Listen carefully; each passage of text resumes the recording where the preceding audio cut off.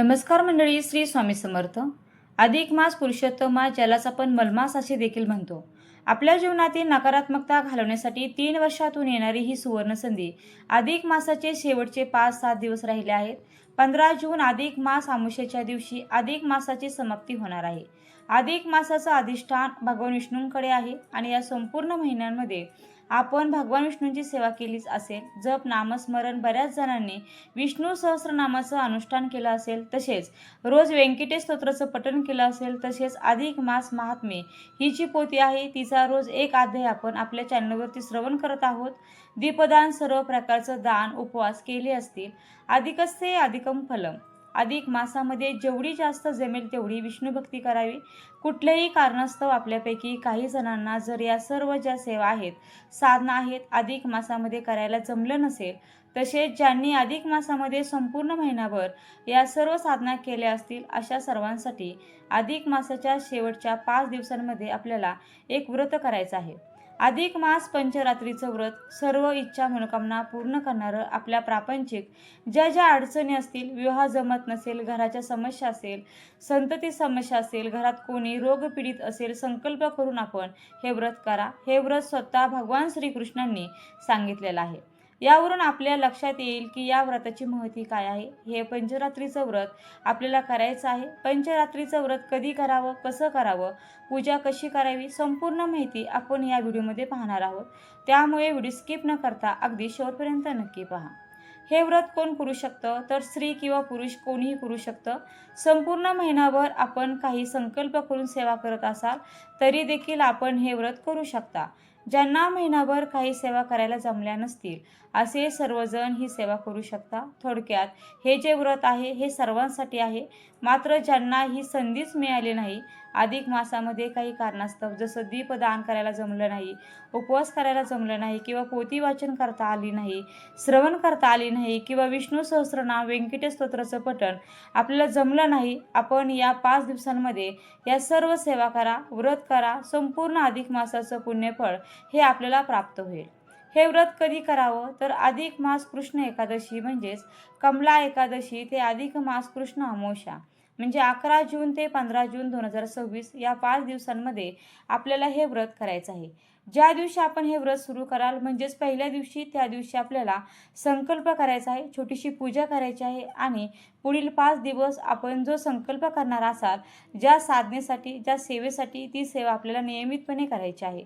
समजा आपल्याला हा व्हिडिओ उशिरा बघण्यात आला, मग काय करायचं, तर बघा, द्वादशीला किंवा त्रयोदशीला आपण हा व्हिडिओ बघितला म्हणजे शेवटचे 2 ते 3 दिवसच आपल्याला मिळतील. पण ज्या दिवशी आपल्याला या व्रताची माहिती मिळेल तर त्या दिवसापासून सुरुवात करा आणि अमावस्यापर्यंत म्हणजेच 15 जूनपर्यंत जेवढी जमेल तेवढी सेवा आपण करा.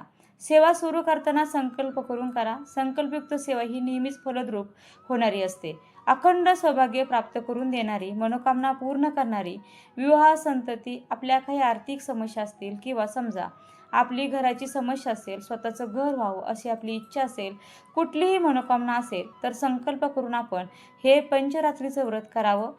कारण 3 वर्षातून येणारी सुवर्ण संधी आहे, शेवटची संधी असं समजा. कारण आता पुन्हा अधिक मास 3 वर्षानंतर येणार आहे, तेव्हा आपल्यापैकी प्रत्येकानं हे व्रत करण्याचा जास्तीत जास्त प्रयत्न करावा. आता आपण बघूया पंचरात्रीचं अधिक मासातील हे जे व्रत आहे ते कसं करावं.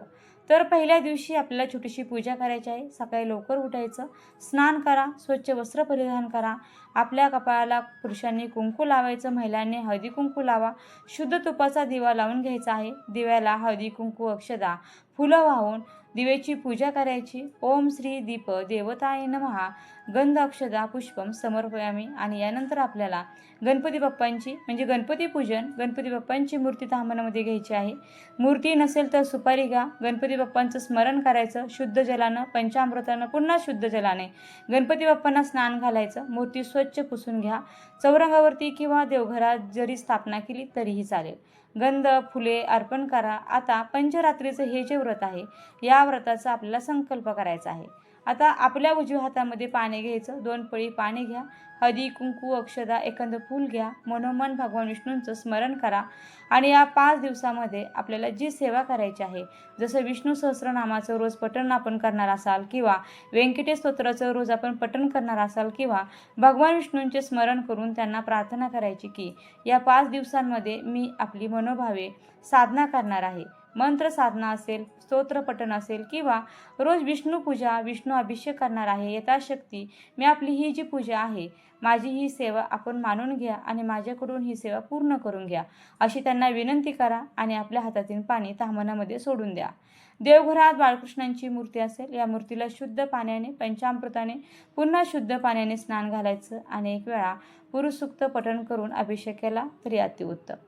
समजा बघा बाळकृष्णांची मूर्ती नसेल, सुपारी घेऊन अभिषेक करा, दूध साखरेचा किंवा एखादा गोड पदार्थाचा नैवेद्य दाखवायचा आणि आपण संकल्प केल्याप्रमाणे सेवेलाही सुरुवात करायची आहे.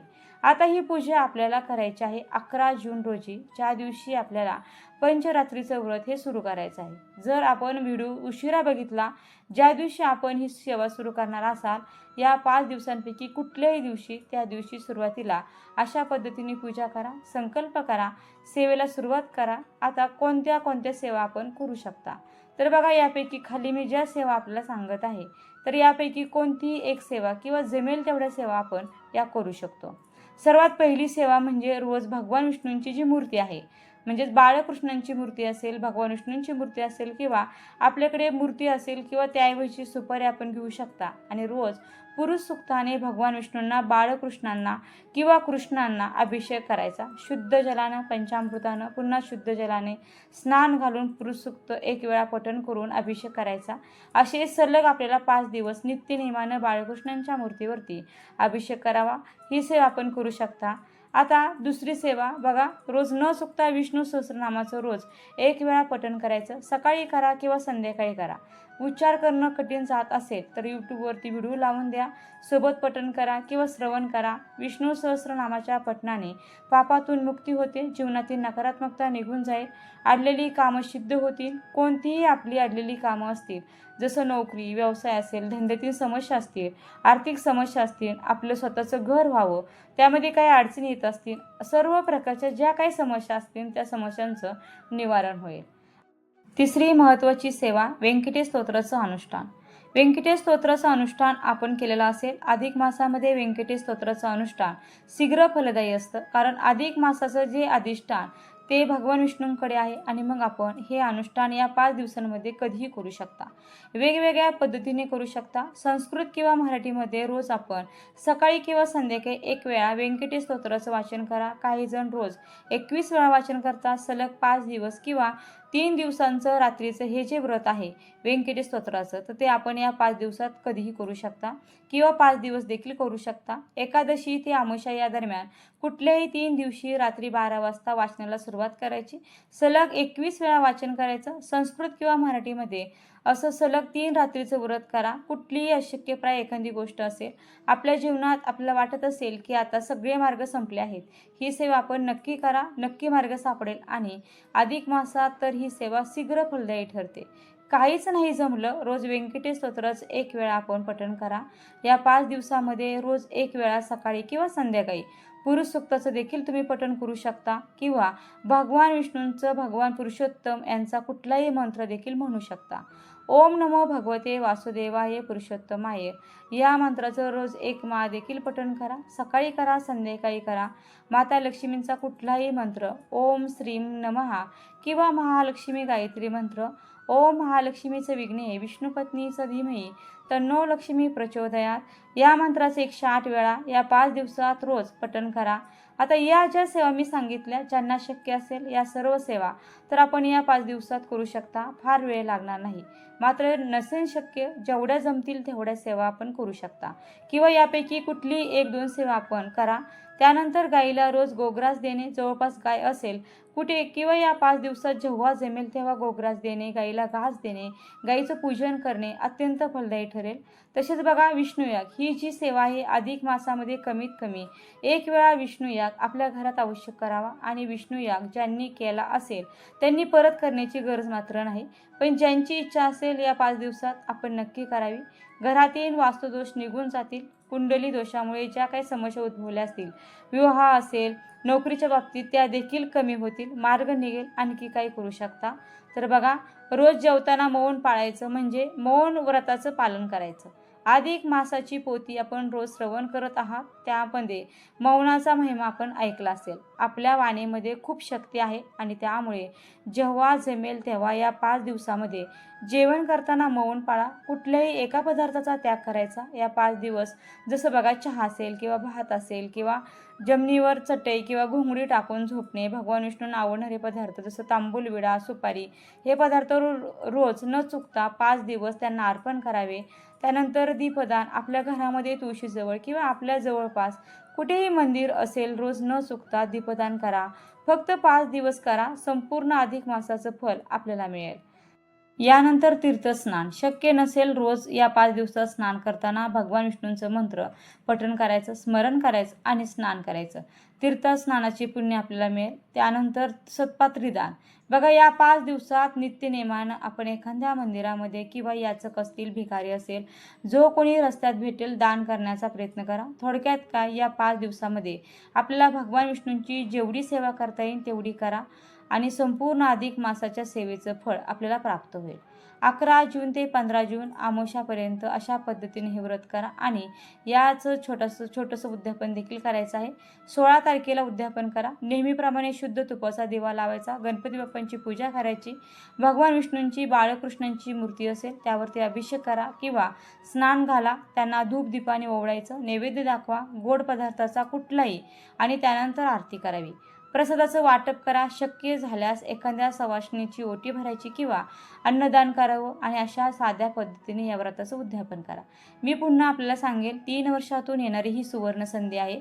संपूर्ण अधिक मासामध्ये आपण भगवान विष्णूंची सेवा केली असेल किंवा काहींना जमली नसेल तर अशा सर्वांनी हे 5 दिवसाचे व्रत करा. अधिक मासाचे पंचरात्रीचे व्रत, ज्यामुळे संपूर्ण महिनाभराचं फळ आपल्याला प्राप्त होईल. पापातून मुक्ती मिळेल, जीवनातील नकारात्मकता निघून जाईल आणि अडलेली कामंसुद्धा सिद्ध होतील. आता आपण व्हिडिओच्या शेवटी परत थोडक्यात माहिती जाणून घेऊया. बघा, पुरुषोत्तम मासातील शेवटच्या 5 दिवसांचे पंचरात्री व्रत हे आपल्याला हा काळ जो आहे तो 11 जून 2026 कमला एकादशीपासून सुरू होईल आणि 15 जून 2026 म्हणजे अमावस्यापर्यंत, म्हणजे एकूण 5 दिवस हे व्रत असेल. या व्रताची 2 विधी आहेत. निर्जला व्रत. जर तुम्ही 5ही दिवस निर्जला म्हणजे पाण्याशिवाय राहू शकत असाल तर निर्जला व्रत देखील करता येतं. तसंच नक्त भोजन म्हणजे नक्त व्रत देखील करता येतं. जर निर्जला शक्य नसेल तर दुसरा विधी नक्त भोजनाचा सांगितला आहे. यात दिवसभर व्रत उपवास केला जातो आणि सूर्यास्तानंतर 1.25 तासाने भोजन करावे. भोजन पूर्णपणे सात्विक असावे. त्यात लसूण कांदा नसावा. तसे तामसिक आणि बासी म्हणजे सकाळी बनवलेले संध्याकाळी खाणे असे अन्न नसावे. भोजन भारी नसावे म्हणजे एकदम हलके फुलके असावे, जेणेकरून शरीरात सात्विकता टिकून राहील. आणि ज्यांना उपवास करणे शक्य नाही त्यांनी उपवास न करता देखील वरती सांगितलेल्या सेवा या करू शकता. तर बघा, या व्रताची माहिती इतरांनाही सांगा. त्यासाठी व्हिडिओ शेअर करा. कारण कुठलेही जे सत्कर्म असतं तर ते जर आपण इतरांना देखील सांगितलं तर ती देखील एक सेवा असते, साधना असते. आपल्यामुळे इतरांच्या जीवनातील समस्या देखील मार्गी लागतील. अशा छान पद्धतीने आपण अधिक मासाची सांगता करणार आहोत. माहिती जर आवडली असेल तर व्हिडिओला नक्की लाईक करा, शेअर करा आणि चॅनलला सबस्क्राईब करायला मात्र अजिबात विसरू नका. व्हिडिओ शेवटपर्यंत पाहिल्याबद्दल अगदी मनापासून तुमची खूप खूप आभारी आहे. धन्यवाद. श्री स्वामी समर्थ. जय जय स्वामी समर्थ. रामकृष्ण हरी. जय जय रामकृष्ण हरी. ओम नमो भगवते वासुदेवाय पुरुषोत्तमाय नमः. ओम नमो भगवते वासुदेवाय पुरुषोत्तमाय नमः.